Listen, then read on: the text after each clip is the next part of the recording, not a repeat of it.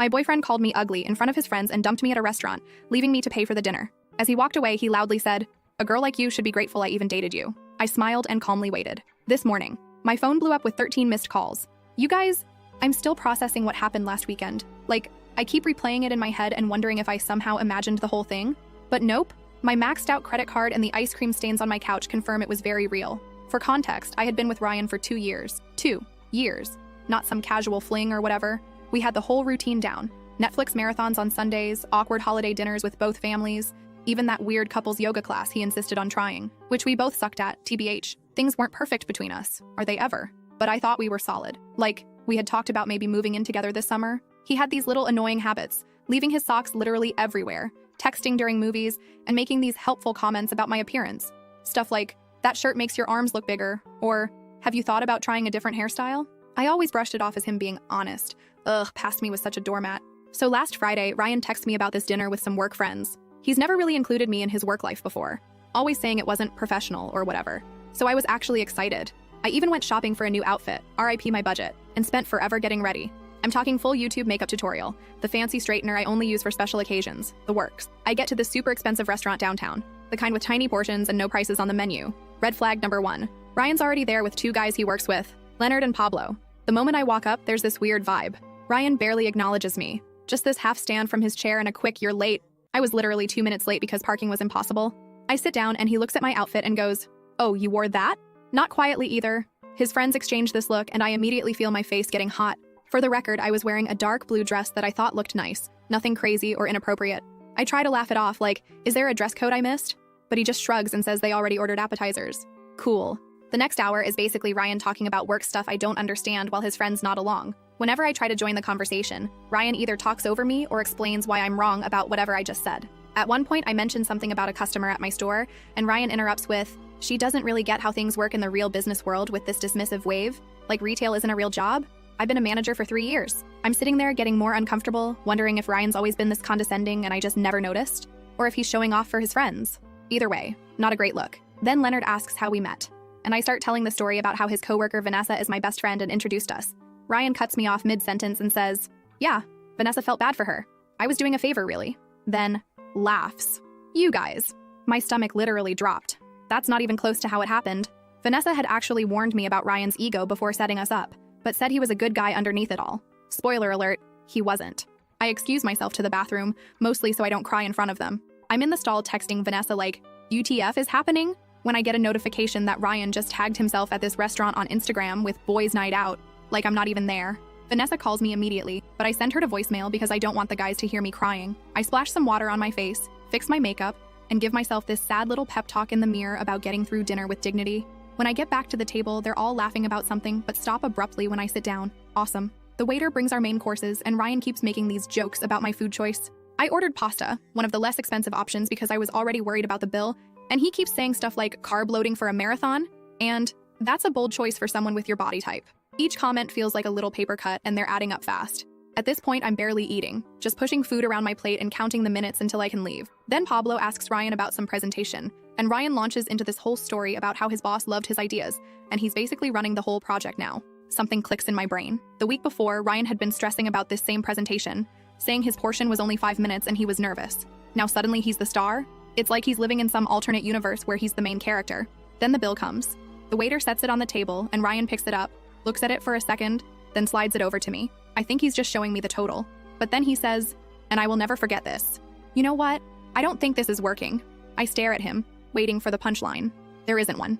I've been trying to make this work, but I'm just not attracted to you anymore. I think we should break up. In the middle of a restaurant, in front of his friends, after 2 years together. Who does that?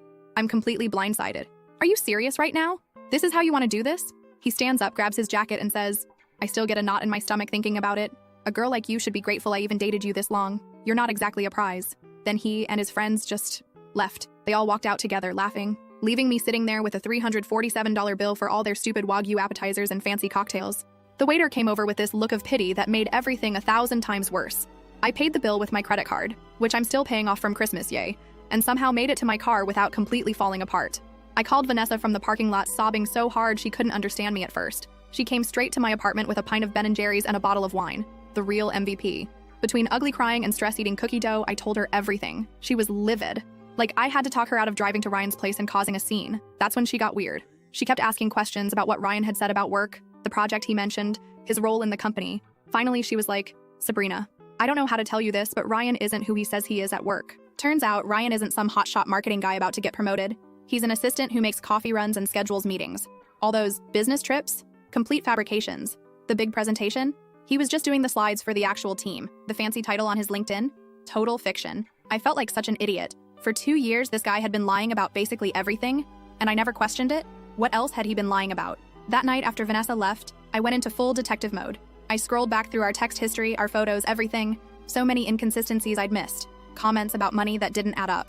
Times he had to work late, but his location showed him across town. I couldn't sleep. I kept replaying that moment in the restaurant, how small he made me feel, how humiliated I was. At like 3 a.m., I get a text from a number I don't recognize. Hey, it's Cody from Ryan's office. Vanessa gave me your number. There's some stuff you should know. That's when things got really interesting. First update. First, thank you all so much for the supportive comments on my last post. I literally cried reading some of them, in a good way. A lot of you asked for an update, so here's what happened next in this absolutely wild situation. So after finding out from Cody, who works with Ryan, that my boyfriend of 2 years had basically been living in a fantasy world of his own creation, I spent the next few days in that gross post-breakup fog. You know the one, where you're alternating between crying into a pint of ice cream and angrily scrolling through old photos wondering if any of it was real. My apartment looked like a disaster zone. Dishes piled up, laundry everywhere, and approximately 7 empty DoorDash bags because cooking felt impossible. The worst part was that I kept having these moments where I'd think of something funny to text Ryan, then remember what happened, and it was like being dumped all over again. My brain was literally stuck in a loop of, did that actually happen? And how did I not see this coming? I'd also been avoiding social media because I just knew Ryan would post something annoying. But Wednesday morning, I finally caved and checked Instagram. Sure enough, there was Ryan with some gym selfie captioned, "Level up, know your worth." The audacity. I nearly threw my phone across the room. Vanessa came over that evening with takeout and found me wrapped in my comforter like a sad burrito. She's been amazing through this whole thing, making sure I eat actual food, listening to me rant about the same things over and over, and not once saying, "I told you so," even though she had her suspicions about Ryan from the beginning. While we were eating, Vanessa showed me her texts with Cody. Apparently, they'd been talking a lot, and he had tea to spill. According to Cody, Ryan had been telling everyone at work that he dumped me because I was clingy and always talking about marriage. What? I was not the one who made a Pinterest board called Future Home Ideas. Yes, Ryan actually had one of these, which he claimed was research for some work project. Then Cody dropped the real bombshell. Ryan wasn't just lying about his job title. He was currently on probation for taking credit for other people's work and might actually get fired soon. All those late nights working, he was frantically trying to fix mistakes before anyone noticed. Those business trips? Complete fiction. I was still processing all this when my phone rang. It was Tina, Ryan's mom. I almost didn't answer. Awkward, but figured I should be an adult about this. Tina has always been super sweet to me, like, remembers my birthday and actually asks questions about my life, kind of sweet. She sounded concerned and asked if everything was okay between me and Ryan. Apparently, he told his family we had a little fight, but everything was fine. A little fight? The man publicly humiliated me, dumped me in front of his friends, and stuck me with a massive bill. I tried to keep it vague, saying we were taking some space because I didn't want to put her in the middle. Then she mentioned Ryan's birthday dinner on Saturday and how the whole family was looking forward to seeing me there. You guys, I nearly choked on my lo mein. Ryan had told his family we were still together, and that I was coming to his birthday dinner. The dinner was at his parents' house, and apparently, he'd told them we had big news to share. After hanging up, I sat there in shock while Vanessa looked at me like I'd grown a second head. She was like, is he delusional or just a pathological liar? Honestly, I was wondering the same thing. That's when we came up with the plan. I wasn't going to just ghost his family. They'd always been kind to me, and they deserved to know what kind of person Ryan really was. But I also wasn't going to cause a scene or be vindictive. I would simply attend the dinner as invited and let the truth come out naturally. The next day, Cody met me for coffee. Slightly awkward since we'd only met through Ryan, but he turned out to be really chill. He confirmed everything and added even more details about Ryan's work lies. The team Ryan claimed to lead was actually just him and 2 interns. The big presentation he was in charge of last month, he was just operating the slideshow while his boss presented. Cody seemed genuinely upset on my behalf, saying he'd always thought Ryan's stories about me seemed off. Apparently, Ryan would come to work complaining that I was high maintenance, when in reality I was paying for most of our dates toward the end, because Ryan claimed to be between paychecks, which I now realized probably meant he was terrible with money. Midway through our conversation, Cody got a text from their boss asking if he could come in Saturday evening to help with some emergency project. Cody was bummed because he'd had plans, but then I had an idea. What if Cody needed to drop something off at Ryan's parents' house during the birthday dinner? The timing would be perfect. As we were figuring out the details, my phone buzzed with a text from Ryan. First one since the restaurant disaster. It just said, "We need to talk about what happened." I might have overreacted. Might have. I showed Cody, and he nearly spit out his coffee. Overreacted is when you get annoyed about someone being late, not when you publicly humiliate your girlfriend of 2 years and stick her with a $300 bill. I didn't respond. Let him sweat. The next 2 days were a blur of preparation. I wasn't going to this dinner unprepared. I dug through old texts, finding all the lies, dates when he claimed to be at work conferences that didn't exist, stories about coworkers that Cody confirmed were fabricated, even photos Ryan had posted of himself at work events that were actually just downloaded from the company website. Friday night, Vanessa came over to help me pick an outfit. Not gonna lie, part of me wanted to show up looking amazing just to spite him, but we decided the best approach was to look nice, but not like I was trying too hard. We settled on a simple black dress that Ryan once said made me look average, which now I realize was his weird neg attempt because I got compliments whenever I wore it. I barely slept Friday night. What if this backfired? What if his family took his side? What if I froze up and couldn't go through with it?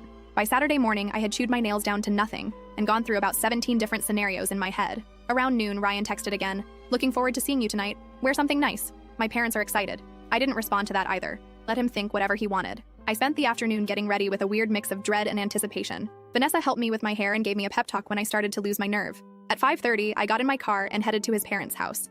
I had to pull over once because my hands were shaking too much to drive safely. I sat there for a minute, doing those breathing exercises from that meditation app I downloaded months ago, but never actually used. What was I doing? Was this crazy?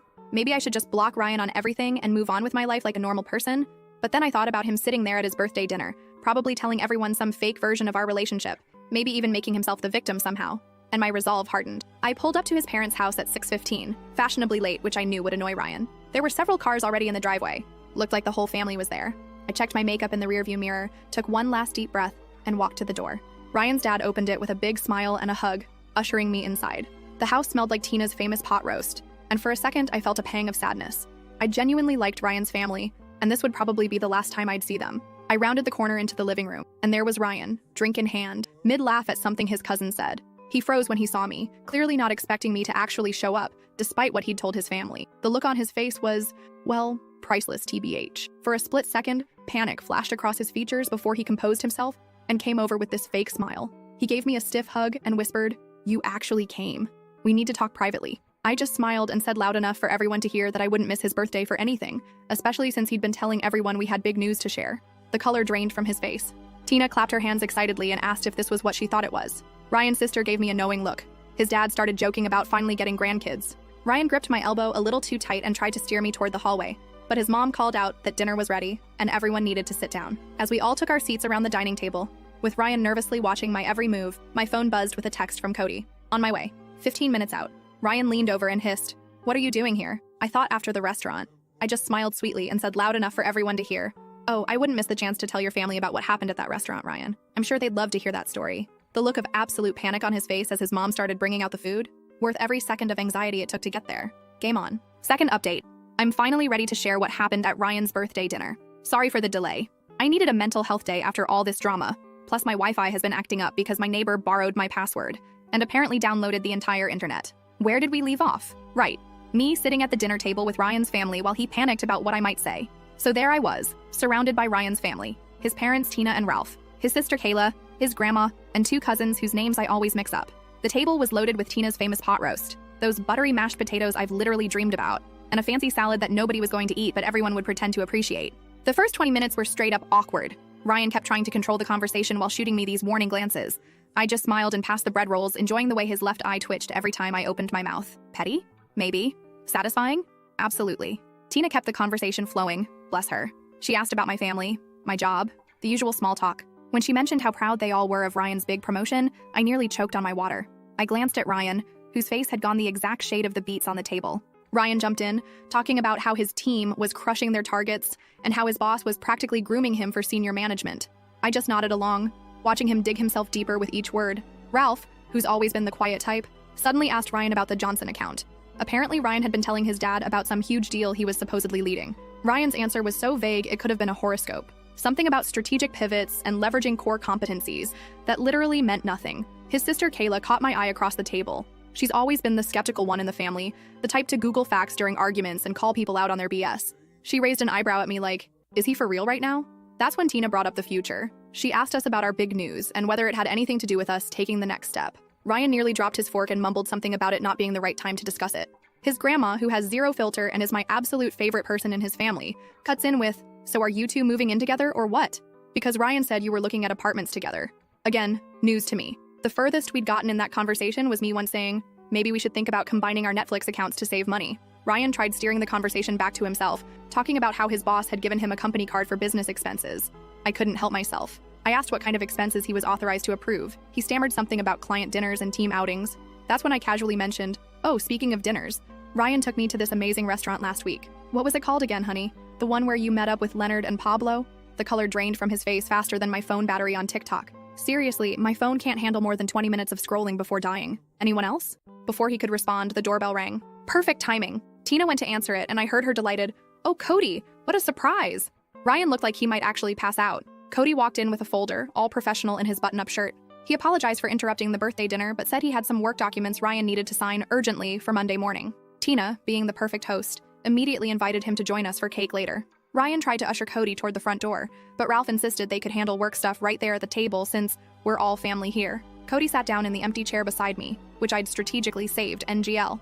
Ryan was gripping his fork so hard I thought it might bend. That's when Ralph asked Cody how the big presentation went, the one Ryan had apparently been leading. Cody looked confused for a second before catching on. He glanced at me, then at Ryan, and I could see him making a decision. Cody said the presentation went well, but clarified that their boss had delivered it, with Ryan and the team providing support.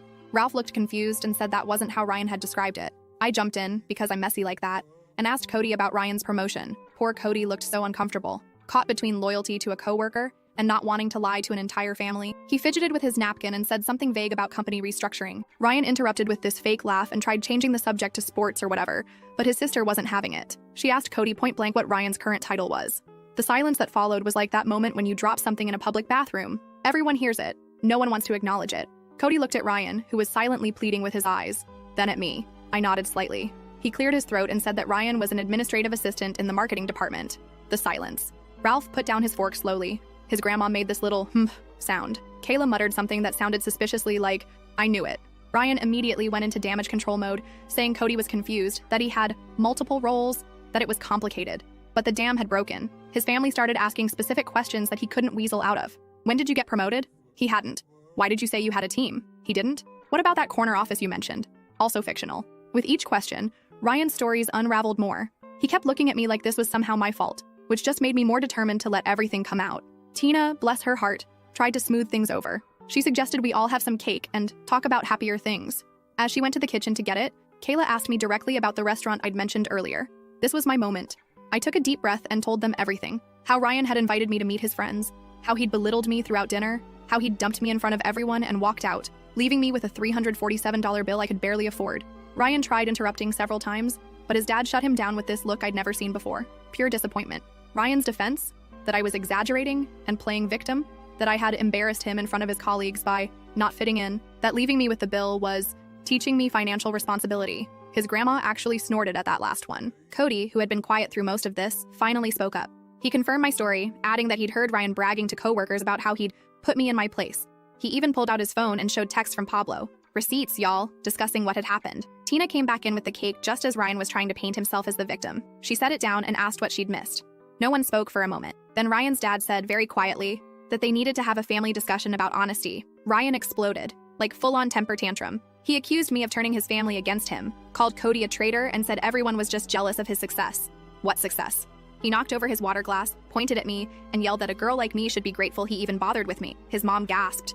His grandma said something that I'm pretty sure was old people swearing. His sister just shook her head like she wasn't even surprised. I stayed calm somehow, and said that the only thing I was grateful for was finally seeing who he really was.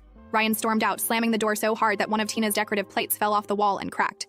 The aftermath was weirdly peaceful. Tina apologized to me like 50 times. Ralph looked tired and sad. Kayla helped clean up the spilled water. Cody apologized for his part in the awkwardness but said he couldn't stand by while Ryan lied to everyone. Then the strangest thing happened. Instead of asking me to leave, they insisted I stay for cake. We all sat there. Ryan's ex-girlfriend, his coworker, and his family, eating birthday cake without the birthday boy. In any other situation, it would have been the most awkward thing ever. But somehow it wasn't. After cake, I helped Tina clean up in the kitchen. She kept apologizing and saying she had no idea Ryan had been lying about so much. She seemed genuinely heartbroken, not just about what he'd done to me, but about who her son had become. I felt bad for her, TBH. No parent wants to realize their kid is, well, kind of terrible. She asked me quietly if there had been signs before, and I admitted that looking back, there were red flags I'd ignored because I wanted to believe the best about him. When I was getting ready to leave, Ryan's dad pulled me aside. He thanked me for my honesty and apologized for what his son had done. He seemed so defeated, like he was trying to figure out where they'd gone wrong in raising him. I assured him it wasn't their fault. Ryan had made his own choices. Cody offered to walk me to my car, probably sensing I needed a moment to process everything. As we walked down the driveway, he mentioned that Ryan had been having problems at work for months, taking credit for other people's ideas, lying about his contributions, even faking emails from clients. He was actually on his final warning before potential termination. Suddenly, Ryan's desperate need to appear successful made a twisted kind of sense. His whole identity was built on this fake image of success and status. When I thought about it that way, I almost felt sorry for him. Almost. I thanked Cody for backing me up and drove home in a weird state of emotional exhaustion mixed with relief, like when you finally take off an uncomfortable bra at the end of the day. Sorry for the weird analogy, but y'all know what I mean. When I got home, I had 3 missed calls from Vanessa wanting updates. I was about to call her back when my phone buzzed with a text from Ryan. "You've ruined everything. This isn't over." I didn't respond, just blocked his number and made myself some tea. I should have been scared or upset, but honestly, I just felt tired. And maybe a little proud of myself for standing up to him. I thought that was the end of it. I really did. But this morning, my phone blew up with 13 missed calls. From Ryan's mom, his sister, Cody, and several numbers I didn't recognize. Something had happened overnight. And based on the increasingly frantic voicemails, Ryan had completely lost it. Last update, I'm finally ready to explain about those 13 missed calls. Thanks for being patient while I processed everything that happened. Also sorry for the delay. My laptop decided to do a surprise 4-hour update right when I sat down to write this. So where were we? I woke up Sunday morning after the birthday dinner disaster to find my phone blowing up with calls from Ryan's family and Cody. At first, I legit thought someone had died or something. My stomach did that awful dropping thing as I scrolled through the notifications. 5 missed calls from Tina, 3 from Kayla, 2 from Cody, and 3 from numbers I didn't recognize. I called Tina back first because she seemed the most worried based on her voicemails, which were just variations of "Sabrina, please call me as soon as you can." She picked up on the first ring, sounding exhausted. Apparently, after Ryan stormed out of the birthday dinner, he'd gone on a complete bender. He'd shown up at his ex-girlfriend's apartment at like 2 a.m., drunk and ranting about how I'd ruined his life. The ex, who I didn't even know existed TBH, was understandably freaked out and called Kayla, who had to go pick him up. But that wasn't all. Ryan had also spent the night sending unhinged messages to practically everyone we knew. He'd texted Cody threatening to ruin him at work. LOL, good luck with that when you're about to get fired. He'd posted this long, rambling status on Facebook about how he was surrounded by snakes and people would regret betraying him. Most concerning was that he'd posted my address in a private message to his friend Pablo, saying he was going to make me pay for humiliating him. Pablo, who apparently has some moral compass, immediately called Tina and forwarded the message, which is why she was trying so desperately to reach me. I was sitting on my couch in my ratty old pajamas, hair still in yesterday's messy bun, trying to process all this information while Tina apologized approximately 50 times for her son's behavior. I should have been scared, I guess. But honestly, I just felt tired. Like when your phone is stuck at 1% battery for hours, just waiting for it to finally die so you can charge it and move on. Tina insisted on coming over just to make sure I was okay, which was super sweet but also made me panic clean my apartment. Nothing motivates tidying up like knowing someone's mom is about to see your living space. Am I right? I was literally throwing dirty laundry into my closet and scrubbing dried toothpaste off the bathroom sink when my doorbell rang. It wasn't just Tina. Kayla was with her too. They brought coffee and those little pastries from the bakery near their house, which, not gonna lie, might be what I miss most about being with Ryan. We sat at my tiny kitchen table with the wobbly leg that I've been meaning to fix for months, and they filled me in on the Ryan situation. According to Kayla, this wasn't the first time Ryan had lied about his life. In college, he'd apparently told everyone he was on the baseball team when he'd actually been cut during tryouts. He'd once claimed to be talking to a popular girl who had no idea who he was. There was a whole pattern of him creating this fictional version of himself that was more successful, more popular, more everything. As they were talking, my phone kept buzzing with texts from friends who'd seen Ryan's social media meltdown. Vanessa was freaking out, wanting to come over with her boyfriend who does kickboxing just in case. She watches too many crime shows, I swear. My group chat was blowing up with confused messages about the dramatic subtweets Ryan was posting. That's when my doorbell rang again. I literally froze, wondering if it was Ryan. Kayla peeked through the blinds and let out a long breath. It was Cody. Apparently, Ryan had been blowing up his phone all morning too, and Cody wanted to warn me in person since Ryan had mentioned paying me a visit. So there we all were. Me, Ryan's mom, his sister, and his coworker, sitting in my living room on a Sunday morning, trying to figure out what to do about this man-child throwing a tantrum because he got caught in his lies. If it wasn't so stressful, it would have been hilarious. Like, imagine explaining this situation to someone who wasn't there. Cody mentioned that their boss had already gotten wind of Ryan's social media tirade. Someone had screenshotted and forwarded it. So Monday at work was going to be interesting. Kayla was worried Ryan might do something stupid if he lost his job on top of everything else. That's when my doorbell rang again. This time, it was the building manager, looking super awkward. Apparently, Ryan had been downstairs making a scene in the lobby, demanding to be let up to my apartment. The manager had refused, bless him, and threatened to call the police, at which point Ryan had stormed off, but not before yelling that I was a lying bitch loud enough for the entire first floor to hear.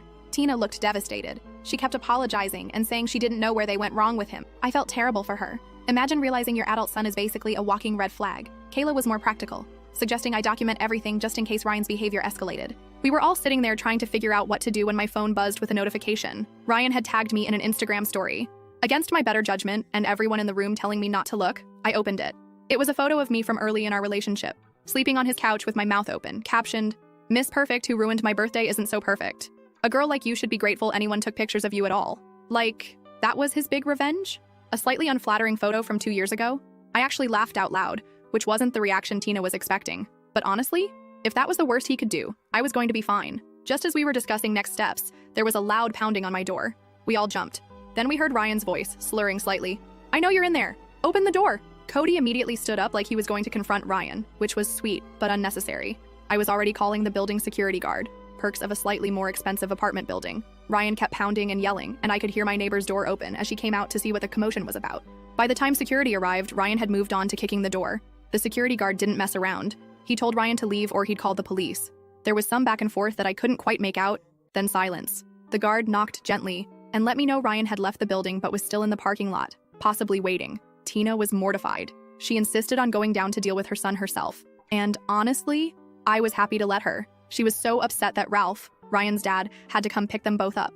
The whole situation was just sad. After they left, Cody and I sat on my couch in stunned silence for a bit. He finally broke it by asking if I had any alcohol, which felt like the appropriate response to the morning we'd had. We split a bottle of wine I'd been saving for a special occasion, and this definitely counted. By the time Cody left, it was late afternoon, and I was emotionally exhausted. Vanessa came over and stayed the night, just in case Ryan decided to make a return appearance. He didn't, thankfully. We ordered pizza, watched bad reality TV, and tried to process the absolute soap opera my life had become. The next few weeks were, well, an adjustment.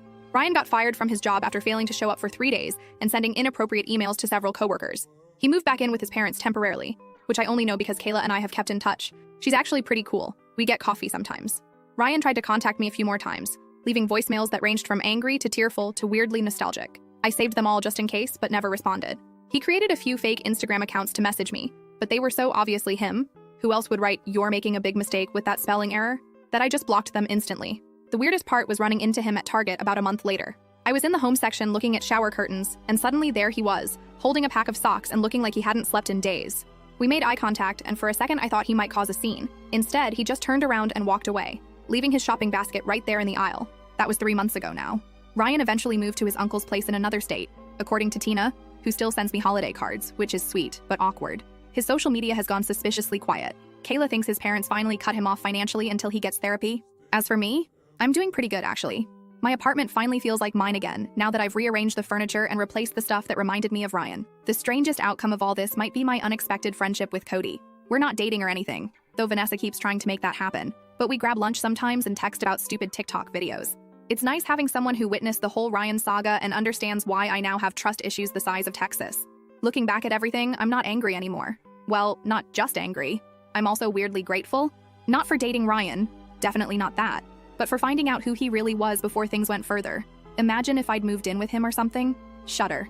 Leave! Wait, what the fick? Haha. It was just a joke, lol. Oh, okay. Anyways, do you guys want to do a face reveal? Sure. Okay. OFC. Okay, I'm first.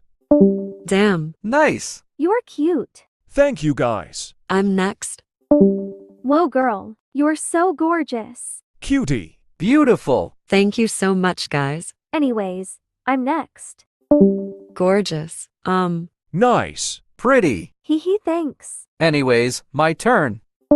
Damn, you're hot. Pretty. Nice bro. Thank you guys. Arya, private chat me. Okay. So, I want to get to know Alex better. Can you help with it? sure, bestie. Let's go back now. We're back. Logan, want to play Murder Mystery together? Sure, but why only you? Join me. Oh, okay. Well, wanna play the hood? Sure.